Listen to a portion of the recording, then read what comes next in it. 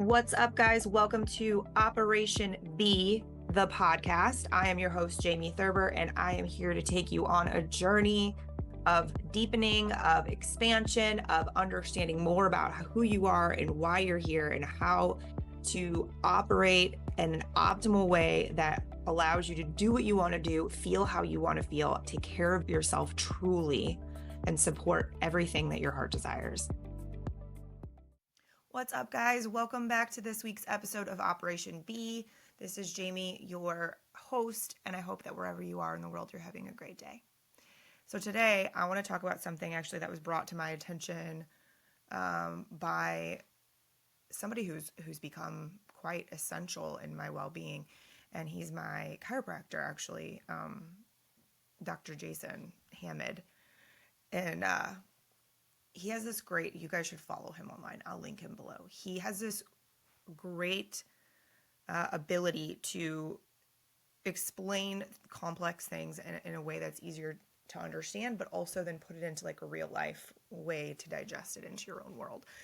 But I've been seeing him for a couple of years, and when we started working together, my spine was literally like a zigzag line. And it was funny because nobody in the world that I had seen over all the years could figure out why I was in so much pain. They would do MRIs of my thoracic spine, which is the middle of your spine. Then we would do of my lower spine. We would look at my shoulder blades. We'd look at my collarbone. We did all these things, right? And no one could ever figure out what was wrong, why it hurt. It hurt less when I was lifting weights, typically, like my shoulders did. Anyway, needless to say, I go see Dr. J, and his approach is to look at your entire body. Imagine that. What a brilliant thing to do, because everything works together. So they x-ray you from your whole entire spine, and it went like literally a zigzag. Pretty bad. My neck was curving the wrong direction. It was not good. So needless to say, Dr. J has been lucrative for my experience in life. He's also been helping my family members too. My brother is who recommended him. My brother's the kind of guy who doesn't talk just for the sake of talking. So if he's telling you about something or someone, there's a good reason, and you should listen, in my opinion. So I did. And anyway, I didn't necessarily need to tell you that whole backstory, but there it is. There was just this very simple statement that he put on one of his reels that I saw that knocked me back in my chair, mainly because I already know this because I do it in my own life, but it was a good moment for me as far as how I'm explaining things to clients and honestly to my dad. Like it was the biggest eye-opener for me with my parents, but mainly my father, who is very stubborn and dealing with a lot of health things that he is just not been willing to do much about, because it's hard. And in Dr. Jason's reel, he basically explained it's all hard. You have to choose your hard.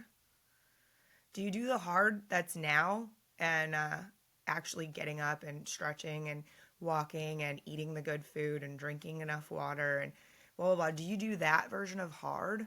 Or do you do the hard that's sitting in the mess, that's sitting in the pain, that's sitting in the crunchiness, that's sitting in the inability to function?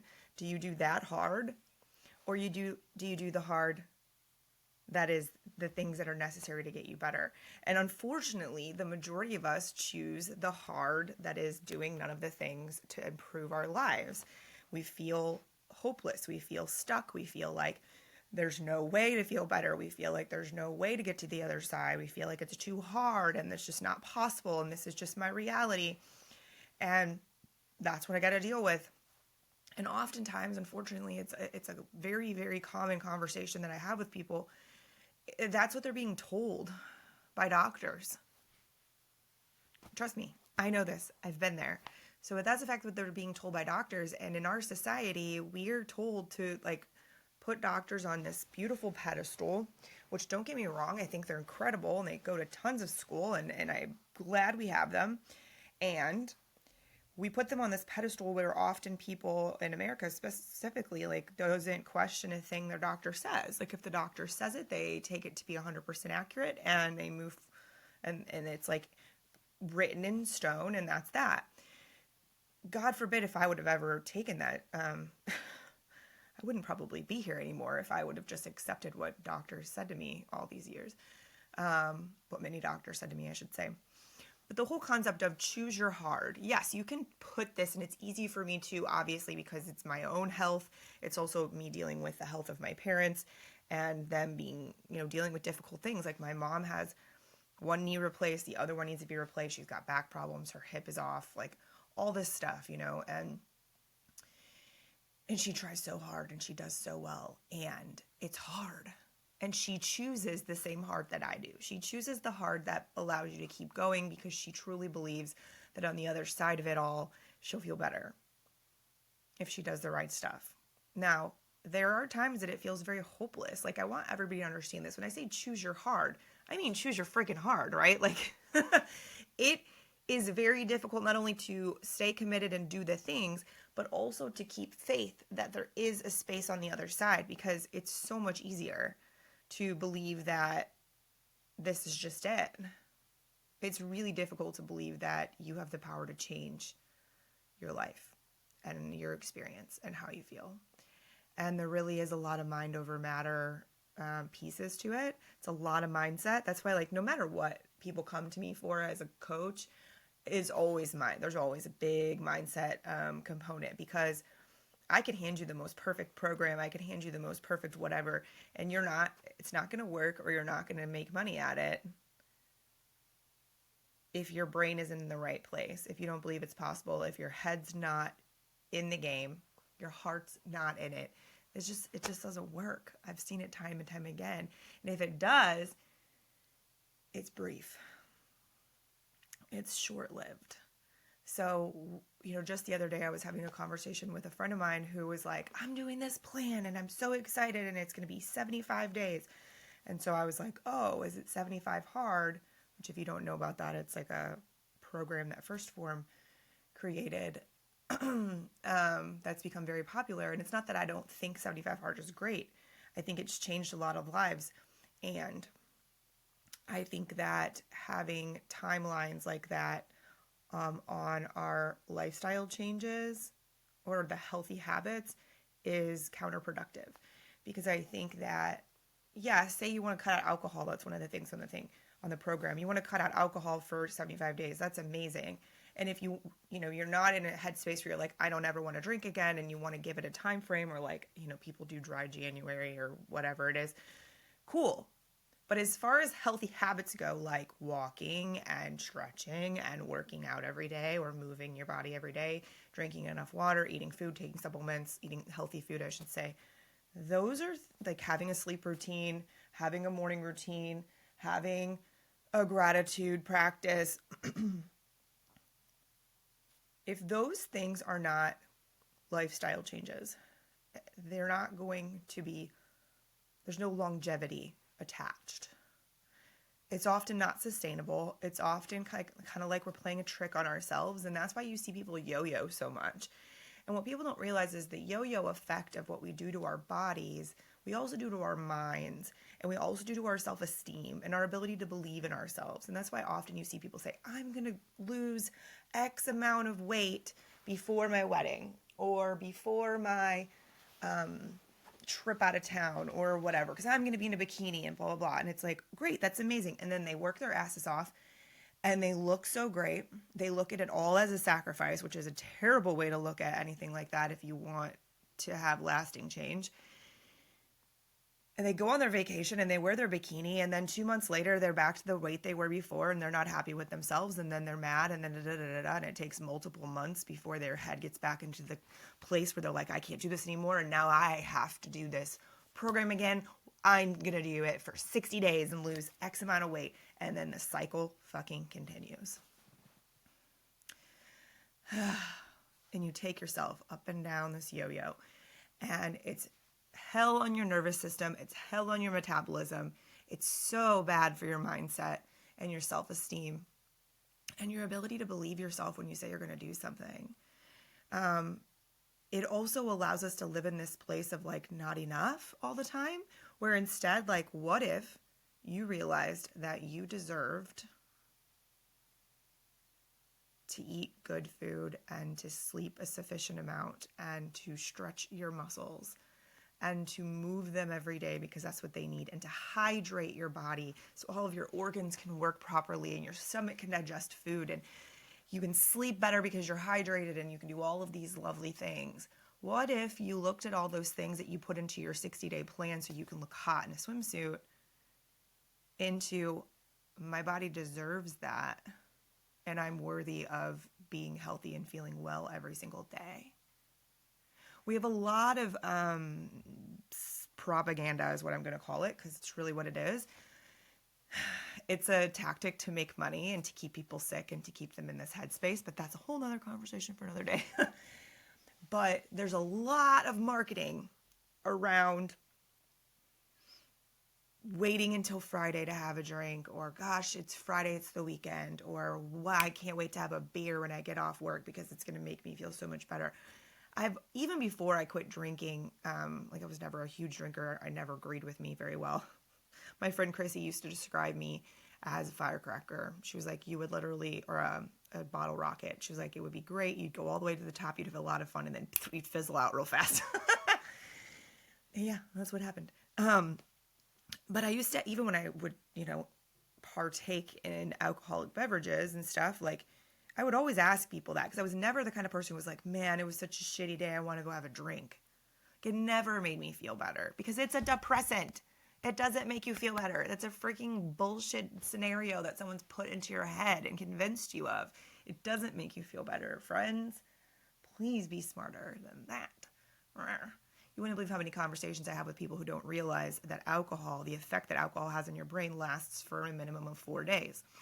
So if you're having a drink on Friday, Saturday, Sunday, and then you don't drink during the week, so you have Monday, Tuesday, Wednesday, Thursday, your brain has not started functioning at its normal capacity again, which is basically when it's creating the happy hormones and things that you need to not feel depressed, hasn't started doing that again and then the day that it would start doing that again, you start drinking again. It's like you're literally never giving your body a chance to feel better, to do what it really needs to do. You're keeping it into that cycle, and it is a tragic thing, unfortunately. We live in a world where everybody's so depressed and they don't understand why, and that's a really big factor for adults. Like it is, and people don't talk about it because it's cool. It's super cool, to drink, and everything in America revolves around alcohol. Like it just does. It's interesting when you stop drinking how people find it so offensive.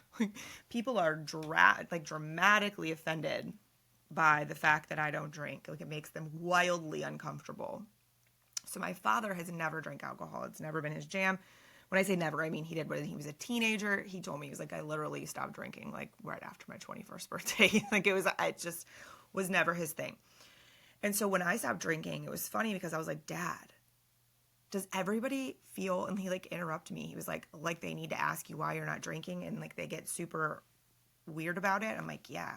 He goes, oh yeah, for many years when him and my mom were young and they would go out to bars and stuff, he would buy a beer. And back then everybody took koozies to the bar. He'd put it in a koozie and he'd just hold it, because if he held it, then nobody would bullshit him or give him shit about it. And then he didn't have to answer everybody's questions.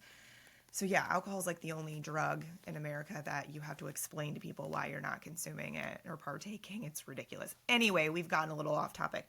My point is that what if you realized that your body and your mindset and your ability to live the fullest, most present and active and vibrant version of life, what if you acknowledged that you deserved that all the time? And it didn't have to be a treat that you did or a burden that you put on yourself so that you can look hot for a vacation. Like, what if that was your motivator? Maybe it was like, for example, I'm going to use skincare as an example right now. I'm going to tell you guys one day, I'm going to tell you all about my acne healing journey because I think it's interesting, and I wish somebody would have made a video about it back in the day when I was dealing with adult acne. But needless to say, it's been, knock on wood, 5 years maybe that I've gotten it under control and kept it under control. But I'm getting married in 2026. So I bought all the things to up my skincare. Well, I've always been like a skincare girly for sure. I've always had a big routine. I've always spent money on my skin. But I wanted to up it because a lot of brides do that, right? There's literally like websites and articles and packages you can buy at the med spa for getting your skin like wedding ready. So basically, guys, if you don't know this, women want to get their skin as like moisturized and dewy and minimal pores and minimal wrinkles and like all these things before their wedding because like that's one of your most photographed days of your life, okay? So it was funny because I'm like, you know what? And I talked to you guys about this in another episode where I was like, I really am not doing anything to prepare for my wedding because I can't physically right now. And that was a bummer. So one thing I knew I could do was up my skincare game. And so in my brain, I was like, yeah, for my wedding, I'm going to up. And I sat there and I was like, why wouldn't you just do this every day anyway? It's like the couple extra things I added. It's relaxing. There's this really cool solo wand. I'll link it below. Like I'm not an affiliate by any means, but it's freaking great. And it's like warm and it bends so you can like do your under eyes. So at night I sit in bed and do it. Oh, it's so relaxing. Anyway, it's actually helping my under eyes. I was born with bags under my eyes. My aunt and I have had this conversation a million times. It's like a family trait or something. But anyway, that's the concept, right? Where I'm like, why would I not just do this to myself every single day? Like I look at myself in the mirror every day. I deserve to love my skin. Hello? You know what I mean? It's like ridiculous that we do this. And so I changed my mindset and was like, no, this is just the new norm. To where as if like for me not drinking caffeine or not drinking alcohol, it's like this isn't a, fluke. This is the new norm because I give a shit about my body. Like when I first found out, one of the first tests I got taken where somebody actually found out something that was wrong with me, it was January actually of last year. So it was about a year ago. And it basically was very clear on the test results that my adrenal glands were just completely maxed out. They were shot. They needed a huge break. They needed all the things. So I immediately quit drinking caffeine. And I'm a coffee girl, y'all know. So I drink a fake coffee, Dandy blend. I'm not trying to tell you all the things. Apparently today I'm going to tell you about all my fun things that I've found. But it's dandelion and chicory root, and it's delicious. And everybody thinks I'm weird until I make them a cup of it. And they're like, holy shit, this is better than coffee. I'm like, dude, I already know. There's a lot of health benefits to both of those roots as well. So it's, it's an equal opportunity product with no caffeine. But I faked myself out. I make it like my coffee in the morning. I call it my coffee because that's what it is to me. But it's not caffeine. Because in my mind, I thought, wow, how big of a dick move would it be to my own body, to my adrenal glands who are suffering for me to consume caffeine? That's it. I just could not. It's one of those things like once you know, you don't unknow. I couldn't. I can't do that. So that's the place where, back to our topic, like you choose your hard. Now, was it difficult for me to quit drinking caffeine? No, it wasn't actually. Like I think I had a headache for a few days and then it was over. But I occasionally, like if I'm out somewhere, I'll get a cappuccino or something like that, but it doesn't even affect me. And that's just recently. Like I went 10 months, not 11 months with like zero caffeine at all. So anyway, that might have been something that other people would find really difficult, but for me, it didn't feel hard. It felt more hard for me to keep doing that to my body, which would then require more work for me to fix it, the damage it was doing. Do you understand? Like, are you guys seeing where I'm coming from with this? You choose your hard. Both sides of the coin are not easy, especially at first. You choose your hard to get healthy, or you choose your hard to stay unhealthy. Both are not simple. The thing is eventually you either die or you have to do something about being unhealthy. which is hard. And the longer you wait, the harder it gets. The nice part is once you get through the process of getting healthy, if you make that a lifestyle change, it doesn't continue to be hard. You just find other things that are hard and you choose those and, sort it out. But that's really the concept. When it says choose your hard, that's what I mean, and that's what he meant. Like, his thing was specifically to people that have a really difficult time getting around. Because one of the things that Dr. Jason's practice does is it holds you accountable. Like, you don't just go. That's why I think it works so well for me and my brother too. You don't just go and they're like, oh, we're going to fix you and then send you home. You go and they're like, this is the regimen, but this is the part you have to do if you want this to work. They're not claiming to be the fixer of all the things. They're claiming they've created a program that requires you to see them for them to do their part. And then there's a part you have to do at home and in your lifestyle changes in order for it all to work together and my spine to go straight. It's been 6 months since my last x-ray, and I get my x-rays again soon, and I can't wait to see how much better it's even gotten, because it got so much better over it was a year and a half, I guess. Anyways,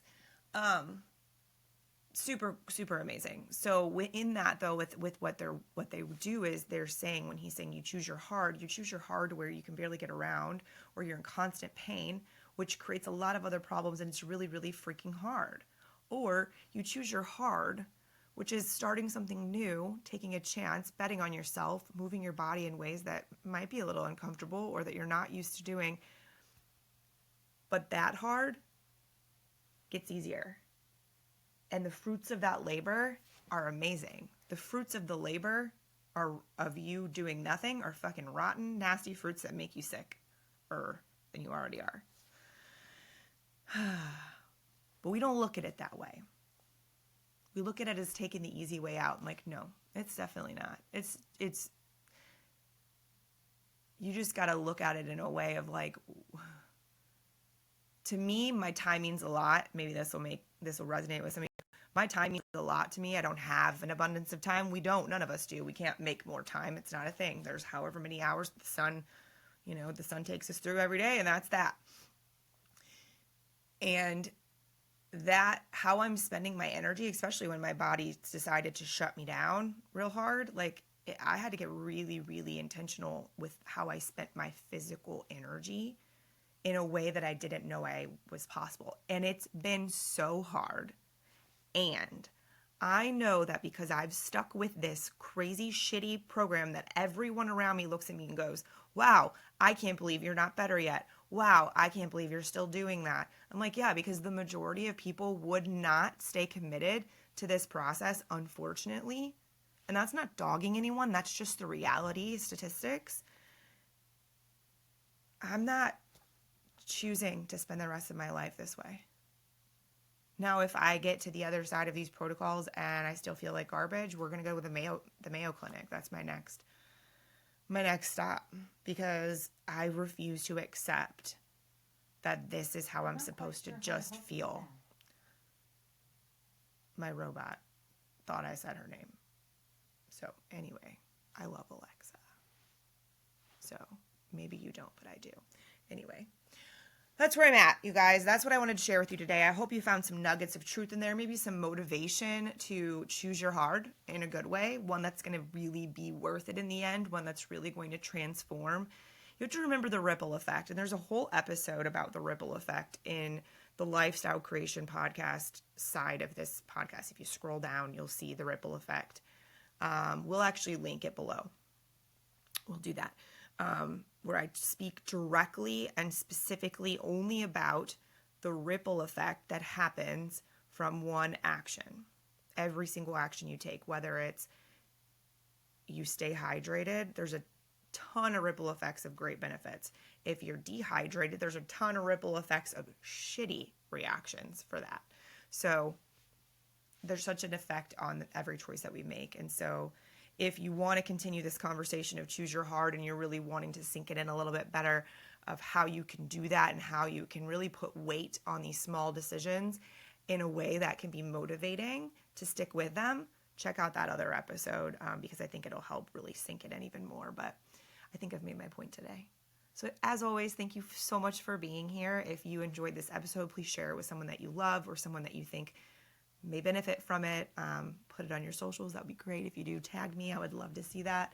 And if you have not yet already, please leave us a review. And until next time, friends, see ya. Thank you for listening to Operation B, the podcast. To support this message and to support the show, please make sure that you like, follow, and share the podcast wherever you enjoy listening. And be sure to leave us a review on iTunes. Thank you for being here and see you next time.